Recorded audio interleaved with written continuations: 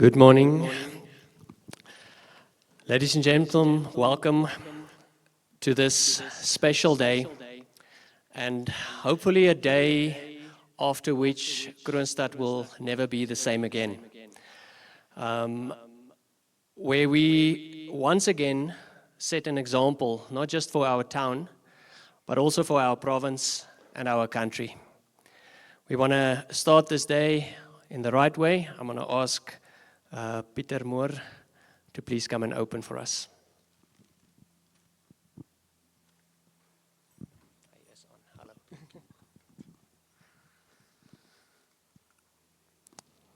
Kom ons raak vir 'n oomblik stil en ons maak ons oë toe.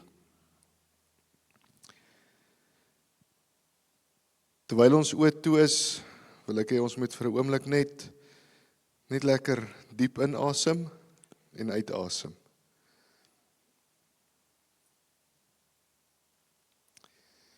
En soos wat ons inasem en uitasem, wil ek hê jy moet bewus wees hoe die Here ook vandag hier teenwoordig is. Die woord sê vir ons, Jesus klop aan die deur, en wanneer ons oopmaak, wil hy by ons kom sit.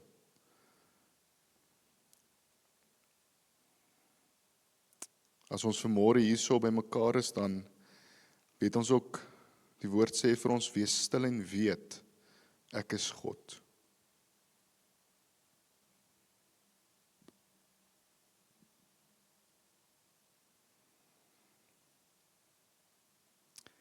Almagtige God, Hemelse Vader, vanoggend het die son opgekom soos elke ander oggend. Ons kon dit dalk vanmôre gesien het as vanselfsprekend, dat die son opgekom het, want die son moes opkom. Maar as ons vanmôre hier by mekaar is, Here, wil ons net weer kom bevestig dat ons is van U afhanklik. As dit nie U wil was nie, het die son nie vanmôre opgekom nie, Here. Ons besef ook vanmôre dat toe ons oë oopmaak, is dit nog 'n dag wat U vir ons gegee het. Here, hierdie is die dag wat U gemaak het. En daarom weet ons ook, dis genade dat ons vanmôre hier kan wees. Gisteraand het ons oë toegemaak, en ons weet, U het ons klaar voorberei op die genade wat U vandag vir ons wil gee. So wanneer ons vanmôre ook hier in die teenwoordigheid is, Here, as dorp, is dit vir ons 'n voorreg om te weet, U is hier, U is die een wat vir ons hierheen gestuur het vanmôre. U is die een wat 'n plan het en 'n doel het met elkeen van ons. Vader, ons vra dat alles wat vandag gesê word, alles wat vandag gepraat word, Here, laat dit ook gedoen sal word tot U eer. Vader, ons is in hierdie tyd van lydenstyd, van lament. Here, is 'n tyd waarin ons ook dink aan dit wat U vir ons gedoen het, en die brug wat U vir ons kom bou het. En dis ook 'n tyd van stil word, tyd van reflekteer, tyd waarin ons harte oopbreek. En Vader, daarom bid ons ook, Here, dat wanneer ons vanmôre hier sit, dat ons ook bewus sal wees van dit wat U vir ons gedoen het. En daarom kom seën ons ook vanmôre in die wonderlike naam van Jesus Christus. Amen.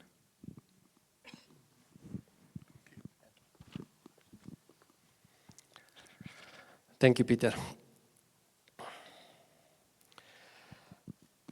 Ladies and gentlemen, on behalf of Ignite and Revive, I want to welcome you again. As you are sitting here in front of me, you might be wondering, why were you invited here today? But it's because someone vouched for you. Someone nominated your name as a child of God, as a businessman or woman who do business in the right way, who have integrity, and who is a stand-up citizen of this town. And we want to thank you for answering that call and being here this morning. It is now my privilege to invite Mr. Andre van Pletsen to the stage and he is going to tell you of the plan that we have to save souls, save towns, and to save our country. Let's give him a round of applause.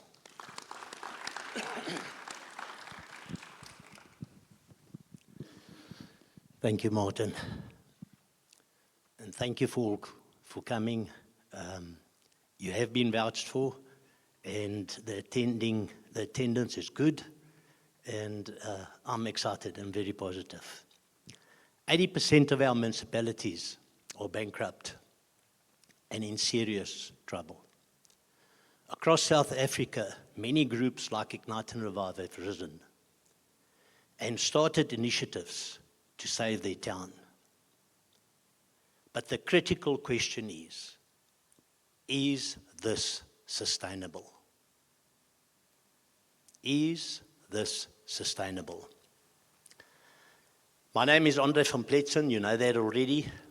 One of the 3 remaining founding members of Ignite and Revive that was founded in 2016. The other 2 remaining members are Stephen van der Westhuizen and Sylvia de Gouveia. Over the past 10 years, we have delivered massive results and inspired numerous towns and groups across South Africa to duplicate our model to save a town. Kroonstad won Town of the Year in 2022, and Waldemar Pelser, Director of Mnet's Premium Channels, said the following about Kroonstad. He said that Kroonstad proved that even if your town is in trouble and struggling, you can make a difference. And we proved exactly that. We made a difference, we inspired many towns and groups throughout South Africa to follow our model. We're looking at a couple of our results. Our Adopted Traffic Island and Circle project has grown into a national town revival model, inspiring communities to take ownership and rebuild pride in their towns. I want to give special recognition to the man we gave the name Energy, Mpho Energy Tsakane. That's the previous mayor of Makwakwa municipality at the time, who boldly approved this council resolution. So we have a council resolution, a legal document, that places us in charge of the islands, the circles, and many of the parks in town. Well done, and thank you to every business that adopted and made this project a success and continues looking after our town. Together we proved that we can give people hope. We proved that you can save your town, that you can be the difference you want to see, and that together we can save a country.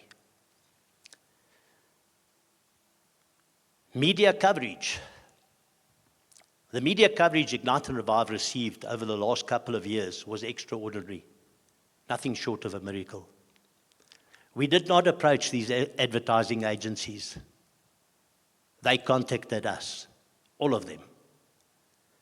Newspapers, magazines, television programs, and radio stations chose to tell the story of hope, and that all is not lost. The credit of our success belongs to the unsung heroes working tirelessly behind the scenes. The journalists, the editors, camera crews, producers, media teams who carried our success story into every home in South Africa. Thanks to their efforts, we could inspire and give many South Africans hope. Thanks to their efforts, we could win Town of the Year. Thanks to their efforts, we received recognition from the Office of the President. Thanks to their efforts, the previous Premier of the Free State, Mokgolise Dukwane, contacted us personally, and in his words, how we can work together to ignite and reimagine a better Free State. Today, many neighborhoods, towns, and organizations follow, and MPCs follow this model.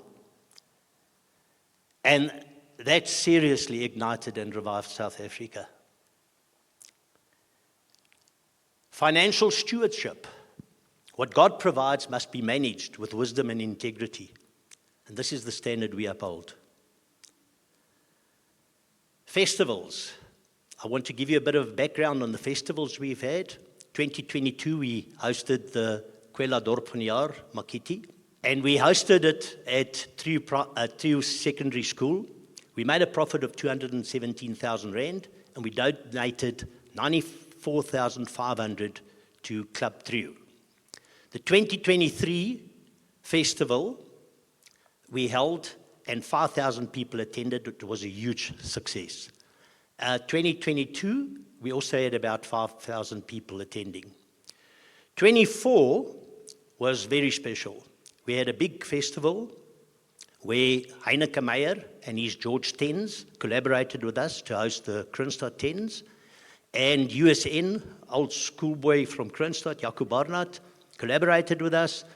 And that festival was a huge success with 7,000 people attending.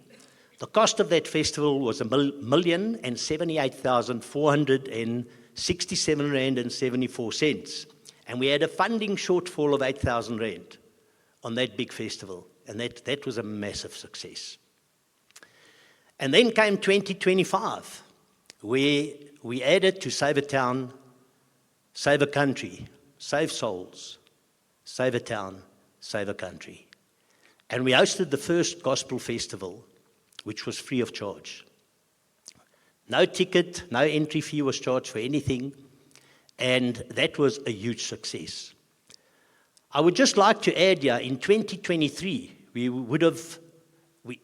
planned to host the gospel festival, but our request to host it at a specific venue in town was declined. However, upon our request in 2025, the Cell Church stepped in and made their venue available for the 2025 Gospel Festival, free of charge. 2026, this year, we're hosting a festival again, 11 to 13 September, another Gospel Festival with a packed program, exciting program, and free of charge once again.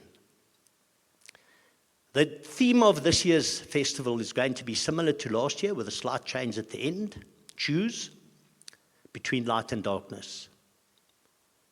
Declare, as for me and my house, me and my business, me and my farm, me and my school, and yes, me and my church, we will serve the Lord. And then the last part of the theme that we've changed from last year is shine your light in such a way that God may be glorified. We are very excited about that. Just a little bit about donations and sponsorship. We've spent a couple of million into our town over the last couple of years. And to name everybody, the list is too long. So to the sponsors and everybody that made a donation, thank you very much. Truly appreciated. God bless you. And keep going. We need more. Financial transparency. Our Ignite and Revive team's right hand is my daughter Megan. And my right hand, without her, we wouldn't have done what we've done and achieved.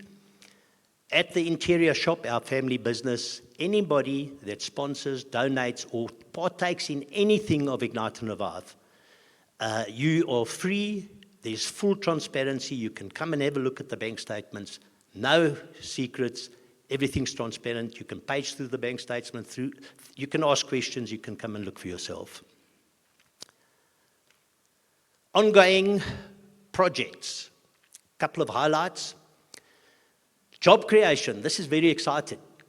Middle 23 to middle 24. We were approached by SARDEF, Nick Serfontein, an Impact Catalyst in Pretoria, and we did a JV with them. A quick story, they contacted us and they said, can we appoint within 2 weeks 100 people? And that I obviously gave to Megan. And she employed 100 people within 1 week. Then they phoned us and they said, could we take another 100? And I said, no, we want another 125. And I need for one of the towns we mentor, Old Kroonstadter Henny Mostert, that is running Die Moot project in Pretoria. You can look that up on Facebook. And I said, I request 50 for them as well. We got 50 for them as well. And in the next week, Megan successfully appointed the next 125. Sardef did 125, and we did an induction in the Old Town Hall with 350 people, and those social employment fund workers worked for 10 months in Kroonstad. North Road, South Road, CBD, Jordania entrance, Industria, Viljoenskroon entrance, Landbouterrein, all the spinach that Trio schools planted was done by them. Trio Primary, Trio High School, Kroon Park, golf course, and we had them all over town for 10 months. Made a massive difference. We are very passionate about job creation and looking at the seaters, something my daughter runs as well. We are in wholesale and retail. You have 21 sectors, seater sectors, manufacturing, agricultural, and like we are in wholesale and retail. We employ between 15 and 25 plus minus every year as a job creation initiative to develop leaders for tomorrow, to develop people and to just try and beat this unemployment race. 2 years ago, we did a tally. We were 999 seaters in Kroonstad through the 21 sectors. At that rate, it was 35 million rand into our town's economy in a year. Our target is motivating all our businesses in town to get involved, and that will give us, our target is 3,000. If we can get 3,000 seaters in town at today's salaries, we're going to bring 150 million rand into town. In the greater economy, that's 750 million rand. A beautiful project that we're busy with. One pothole at a time. This is exciting. 2024, 2025, and the 2 months in 2026. We have sold to Kroonstadters 4,804 pockets of 25 kilogram tar. That people, and I see faces here which have bought a lot of the tar. The golf course has just done 250 bags of tar, and Stoffie, chairman of AfriForum, is the guy that did it. Stoffie has just ordered from us, AfriForum, another 450 bags, on top of the 4,804 we've done in the last 2 years. That's a massive success, ongoing. So if you've got a pothole in front of your house, don't complain. Come and buy at 70 rand a bag of tar and fill the hole. One meal at a time. You've been wondering why this is on your seat. We've distributed over the last 2 years over 10,000 of these meals. This cost 3 rand 50. 3 rand 50 to fill a stomach. And we've given it to you so that you can really go and test it and mix it and eat it. It's delicious. And we've spent and we've shared this with many groups across South Africa to duplicate this, because hunger is also a serious problem. And then general cleanups, ongoing, a success in Kroonstad. We can see that all over. You see groups, little people, schools, nurseries, people cleaning up. A wonderful project. And then the Nehemiah Challenge. On various platforms, we've personally challenged President Ramaphosa to declare a permanent national cleanup campaign, where every person cleans in front of his house and every business cleans in front of his business. The condition of Makwakwa is something that ek wil hê julle moet dit uit die perd se bek hoor. And that's why we have Sydney Pittaway, the only politician that's allowed to be part of the Ignite and Revive committee, because he's an absolute gentleman, never wears his hat, his political hat, and he believes in different hats for different jobs. And we love the man, and he's been a real, true servant in our group. And presenting the following, which we believe you must know, Sydney Pittaway. Thanks, Andre. I'm not so fancy, I still use paper. Yeah, thanks. I've been a councillor for 20 years. I've been involved in politics from 25 to 30 years. Can we, yeah, all right. So I've witnessed the decline, I've witnessed the collapse of local government. And I have all the figures from way back, and I compare them constantly to see what's improving, what's going on. So I've been a councillor in Kroonstad for quite a while. By default, after the last election, we were sent as representatives of Mokaka to the district municipality. When we got there was a fight between the other parties, and they said, "Kyk het hoe hy gaan sit voor, and you be the speaker of this council." So by default, we ended up there, but that helped me as well to realize how far down the road of collapse is this local government, because with the position that we have there and the involvement we have with all 4 municipalities in the Northern Free State, I get around to each town often. And I understand their financials, I understand how they operate, and I understand their administration. And I can guarantee you that there's not one municipality in the Northern Free State that has improved in the last 5 years. To make things worse and to actually, what I'm trying to do today, you'll see that all those slides are in red.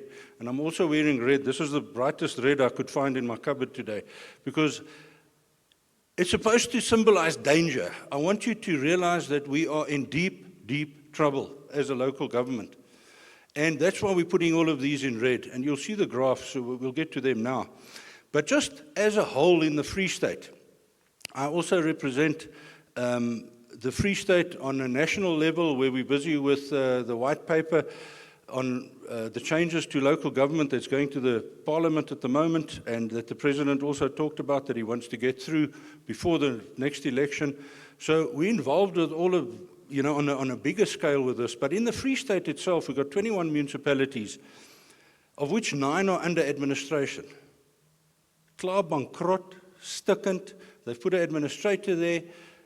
The court has already said that Ngwate Council in Paris must be disbanded and dissolved, and we must start again. Of the 21 municipalities, the Auditor General in the last financial year's report said that there were only 3 of those municipalities that are actually can operate as going concerns. So those are the figures I want to shock you with, to say we are in serious trouble. To bring it back home, I want to illustrate the current situation at the municipality. At the municipality, we don't have a municipal manager. An accounting officer who's in charge of all the administration, we don't have one. The MEC of the Free State has sent us someone to come and act and to help out. We don't have directors.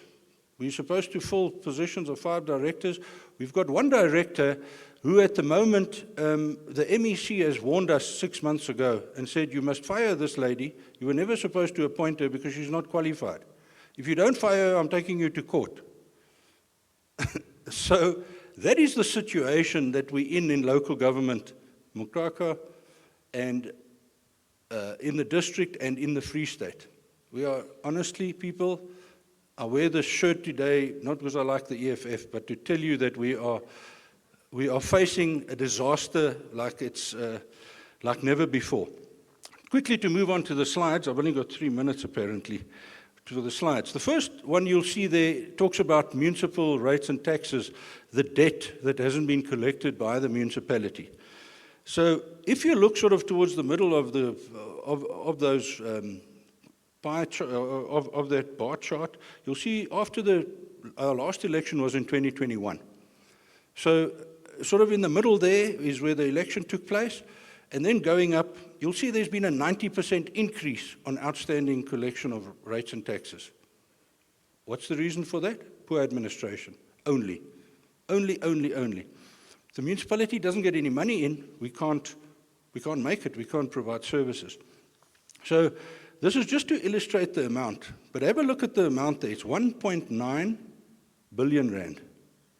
Weet julle hoeveel geld is dit? Dis baie geld. Dis vreeslik baie geld. Right, next shock is, I have to do this. We're going to municipal officials. Municipal officials remember now, look in the middle of that graph, you see it went up the first 3 years, then there was a decline, because that's when the last election happened. And then from there, there's been a steady growth of debt for municipal officials. Now, no councillor, municipal official is allowed to owe the municipality for longer than 3 months, for more than 3 months. If they are, it's trouble. In actual fact, the law says any councillor owing money must be dismissed, and there must be disciplinary action against those employees who owe the municipality money. So if you look, when we started in this last term, we started off on 2.3 million rand. There's been a 34% increase. As at June last year, we stood at 3.08 million rand. That the employees of the municipality owe the municipality. We are in deep trouble, people. If we can't even get that right, and that the administration is failing us to get that right, we are in serious trouble. The next slide I'm going to is the debt of the councillors. The debt of the councillors, remember this should be nil, this should be zero. There shouldn't be longer than 3 months anything owed. The councillors who are in charge of the council and who run the municipality owe the municipality 1.62 million rand. That was last year in June. I can say for sure now, it's closer now to 1.9 million at the latest quarterly report that we got. It's an increase of 70%. 70%. The guys sitting there making decisions on your behalf are owing the municipality and nothing's being done. So I'm shocking you with this because this is the reality that gets hidden away from the public. And I think it's very important that we realize that the people that we're actually trusting there to do the work are the main culprits here. If your bill had to go up from 2021, November 2021 to now, with 70.5%, and I mean, where would you be? You'd be in big trouble. But so that's the councillor's debt. On the other side, we have what does the municipality owe? And we've only taken out Eskom here because this is the shocker. This is where we're going to. You say, Sydney, you're talking nonsense. This can't be. Remember in the middle of that graph there, in the middle of those 6 bar charts there, that's when the election was. So when we started off in this term of office, we owed, let's say, about 600 million rand, 700 million rand when we took when the new council was established. So when you look at that, you'll see we're in big trouble. We owe Eskom 2 billion rand as at last year. I think it's now on about 2.4 billion that we owe them. Billion, people, not million, billion. It's a 233% increase in our debt. How are we ever going to get out of that? Where are we? So, Mutaka Municipality approved a budget for this current financial year, which is an unfunded budget. Which means ons is bankrupt, ons kan nie ons skuld betaal nie, but we're still going to collect your money, and we're just going to carry on as we are. But we're actually bankrupt. The law says you can't approve an unfunded budget. It has to be funded. It has to be. You have to balance the books. And they went ahead and they approved a budget that's not unfunded. So the commitment from these people sitting there, and I'm one of them, sitting there looking after your interests, I'm telling you they're not looking after your interests. Because if they're not controlling the debt, they're not collecting the money, they're not providing the services, we are in trouble. Now, I'm not saying you mustn't vote. You have to vote. If you're a good citizen, you have to take part in the process, and you have to do your part as a citizen. This is not a political speech. This is to say, if you do not correct the situation, we are going to be even more in trouble. Now, my question to you is, are you trusting the same people who put us into this position to get us out of this position? If that's the case, I'm telling you, you're absolutely crazy and you're mad. To your face, you're mad. You can't trust those same people. So what do we have to do as the members of the public? And that's what I am firstly. I'm a member of this community and of this public, and that's why I put my hand up when we do all these crazy things and spend time on this.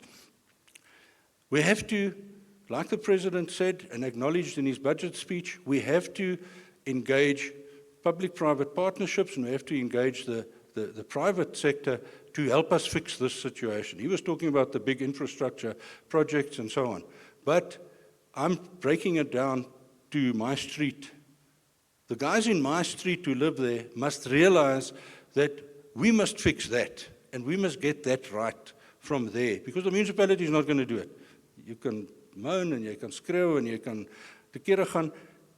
They're not going to get it right because they just do not have the capability, and they're not going to do it for us. So we have to lead as members of the public and as private citizens and also as businesses.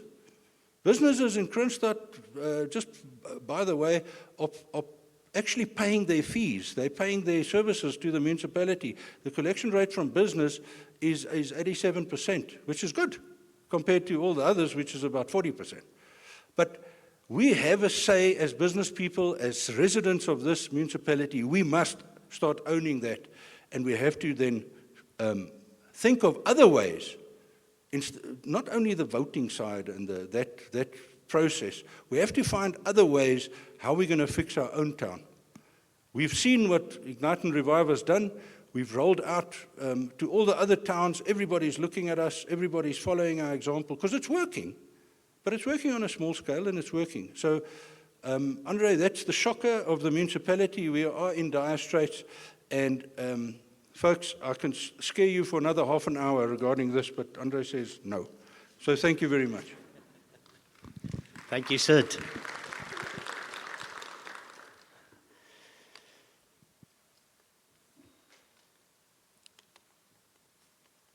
The reality after 10 years. Ignite and Revive has been going for 10 years. This is our 11th year. And now I'm going to be, like Sid, brutally honest. We're going to look at the first part of the slide, local government.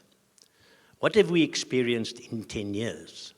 Incompetent, corrupt, dishonest, and largely unchanged. Those that worked with us in this 10 years were called traitors.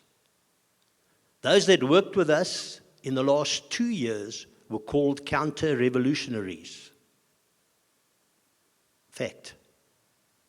Currently, only one man in the municipality is working with Ignite and Revive, and that is Madiba Kujani, head of tourism. Why? Because he understands the core of Ignite and Revive's plan when we started. Feet. You've got to stop the outflow of feet. You've got to bring back the old inflow of feet, and you've got to create a new inflow of feet. That's why we initiated the amalgamation of the schools.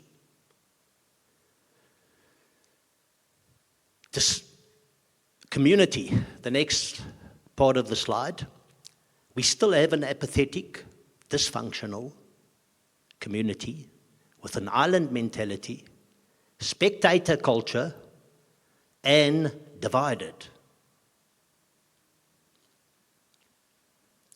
With only a small group, a small handful of community heroes carrying the load.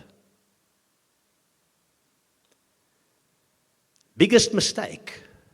What is the biggest mistake we made in 10 years? We gave the enemy a seat at our table. For 10 years we met with the center-left, center-right, far-right, and we met with schools and churches, and we did something like 1,200 plus minus meetings a year, between and 5-8 meetings a day. My family is not happy with me. My son's sitting there at the back, my daughter, they're fighting with me. And I'm trying to get this down to only appointments, but this week I've been running at plus minus 5 meetings a day. So we gave the enemy on all these meetings. Our experience is the people that came to the table to meet with us came to see how they could benefit. They did not come to offer their services, to serve. Everybody around the table came just to benefit, and some to hear our strategy and then to strategize how to boycott us. And then I'm talking about left and right. And that is the fact. So we compromised. We gave the enemy a seat at our table, and we compromised with the world as children of God, because we are children of God. What is the lesson we learned? The lesson we learned is not everybody that wants a seat at the table deserves one. That's the lesson we learned. Protect the table, protect the vision. Our successes, the last part of that slide, where your focus goes, your energy flows, and there the results will show. My son Sven, now and then he'll give me a quote, and I love quotes. I picked this up from him. Where your focus goes, your energy flows, and there the results will show. So if I want to know who's Piet Koetser over there, then I look at his results. Sorry, Piet, for putting you on the spot. Then I look at his results. I know where his energy is flowing, and I know where his focus is. Go and have a look at the entrance in Jordania and see what he's doing. Him and a couple of people. So it's very easy. Going to the Word of God, you will know a tree by its fruit. And that's a fact. And we have results, and we've said this on national TV, we've said it on radio, we've been quoted in magazines and newspapers. We have results, and then we love asking the put-away question. What have you done for your town today? What have you done for your street today? What have you done for your neighborhood, your district, your province, your country? Now, Sydney, when we started, he had a board, and it has a hand pointing like this. And then it asks, wat het jy vandag vir jou dorp gedoen? And on the other side in English, what have you done for your town today? Thus, the put-away question, what have you done for your town today? And we ask that throughout South Africa. And that brings us to the next slide.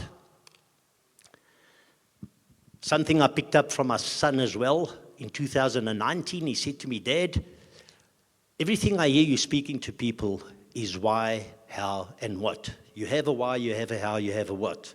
And that is where our plan comes from. If you fail to plan, you plan to fail. And we had Simon Sinek's why, how, and what, which obviously I knew nothing about. And we're not here to discuss that because that was like super successful. We are here to ask the hard question, who? Who will unite with us? Who will strengthen our hands? Who will stand in the fight with us? Who will help us ensure sustainability? Who will help us design and implement a new road model for the next 31 years? Is there anybody here that can honestly say they are satisfied with the 31-year road model we have followed? Is there anybody here or in South Africa that has a plan for a new road model for the next 31 years? Who's going to help us fund this? Who's going to take over and continue? The two most important, one is a competition and one is a TV program, is Lottoland Help 'n Dorp. That was started because Marika Haywood was inspired by Ignite and Revive Kroonstad, and she got involved with Kwela Dorp van die Jaar. That is the most important competition in town, in South Africa. And Kwela Dorp van die Jaar, the most important TV program, if you want to ignite and revive your town. Nothing better to start with that. And if we look at the TV programs, you will see that the groups is 'n klomp gryskoppe. A lot of grey heads. And that's what we call the Moses generation. And then we're looking for the Joshua generation, which are MIA. So who's going to continue and take over. Remember, we're talking about the big challenge. Is this sustainable?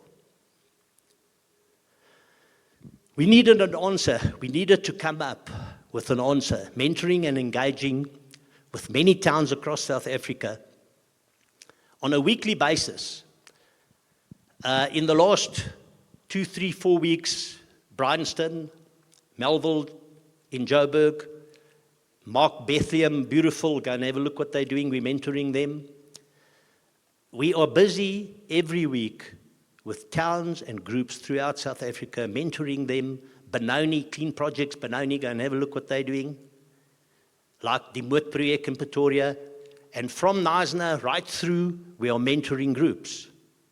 2022, we mentored we won Town of the Year. 2023, we mentored Delmas, they won. We assisted Heidelberg the next year, they won. 2025, Bloemhof won, but we did not assist them. We mentored Wilderness, they won the Western Cape. We mentored Pennington, they won Natal. So we've been mentoring these groups throughout the whole of our country. And what is the one question that the most of them ask us? Is this sustainable? On this, we needed a clear answer. What I call God's telephone number is Jeremiah 33, verse 3. Call to me, and I will answer you, and tell you great and unsearchable things you do not know. When we call on God, He reveals what we could never design. Because the answers our towns in South Africa need are not found in man, but in Him. We believe the Lord has shown us the 4-pillar sustainability model. And to present this, I would like to introduce to you Charles Moret, who will take us through the 4-pillar sustainability model. Thank you, Charles.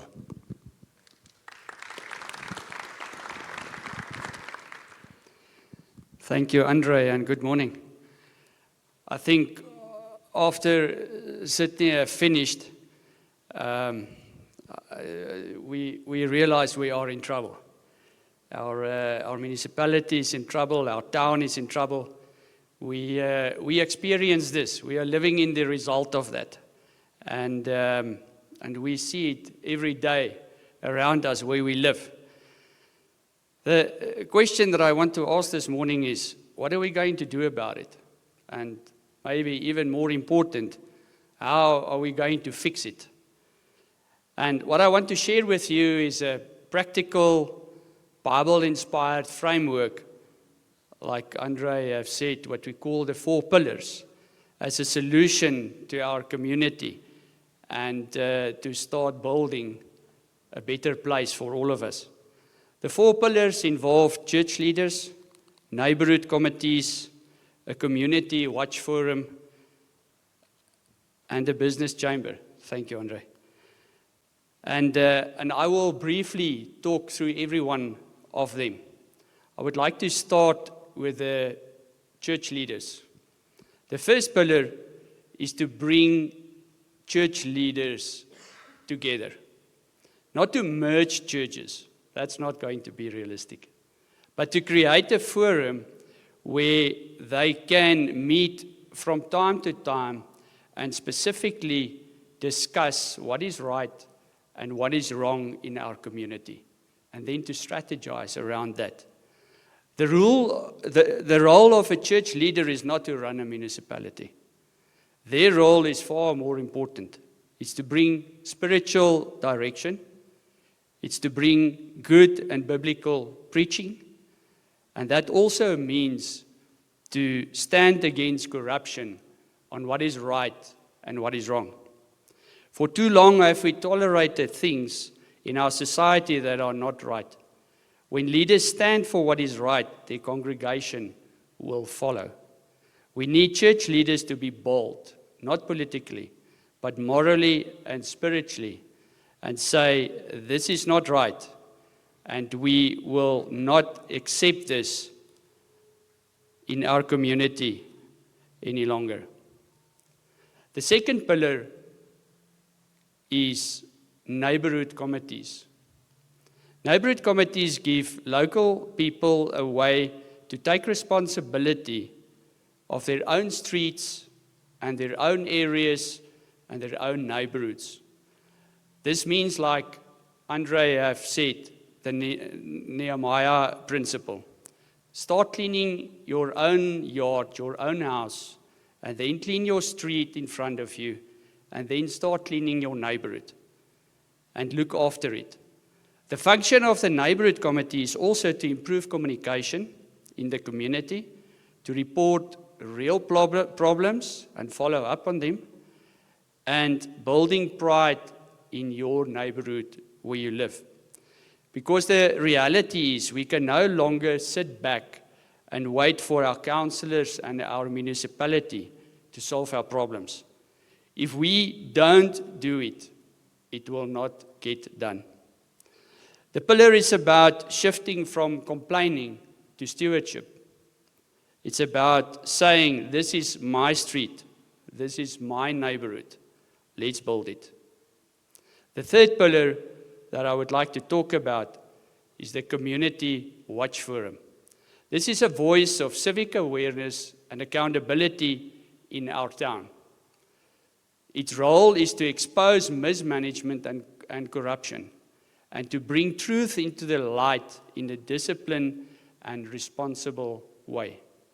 It is not about noise, it's about truth. That means gathering real facts that's been communicated to the community, reporting accurately, and keeping proper records. This may include photos, media articles, reports to stakeholders, and written correspondence. But there is an important principle here. This must be done like biblical watchmen, not through gossip, not through rumors, not through personal attacks, but truthful, measured, and responsible. Some of this function already exists through Makwakwa watchdogs and through their Facebook that I'm sure a lot of you are following. But what we need now is to get it more structured, more contributors that help with that, and to get more community participation. Because without truth and accountability, we will not be able to change anything. The fourth pillar, and that is why we are here this morning, is the Christian Business Chamber, or as we have come to call it, the CBC. This is where leadership, practical action, and responsibility comes together.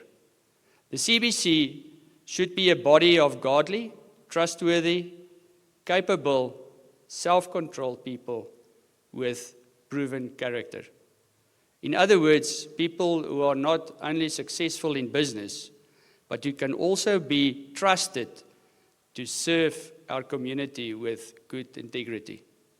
That means helping to bring ideas, planning, resources, accountability, and coordination to our community. This is not just another committee that talks. It should become a place where people help to address real problems and become responsible in a structured way. Over time, it should grow into a strong independent chamber with its own leadership, its own structures, and its own mandate. It can work with organizations like Ignite and Revive, but with the added strength and insight and influence that only business leaders can bring.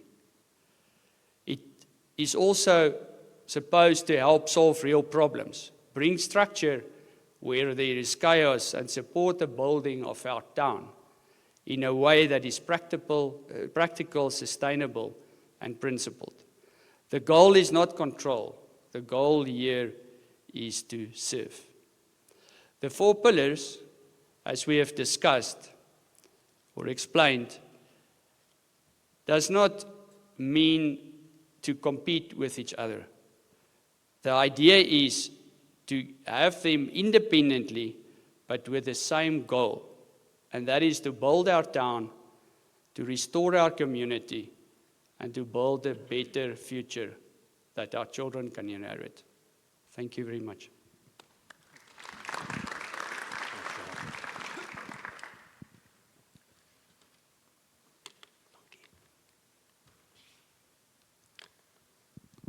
Thanks, Joel. The call to rise. When governments fail, people must rise. When citizens unite, towns revive. And this is my favorite saying. This is our home. This is our town. This is our country. This is our pride. Genoeg is genoeg. You've got to draw a line.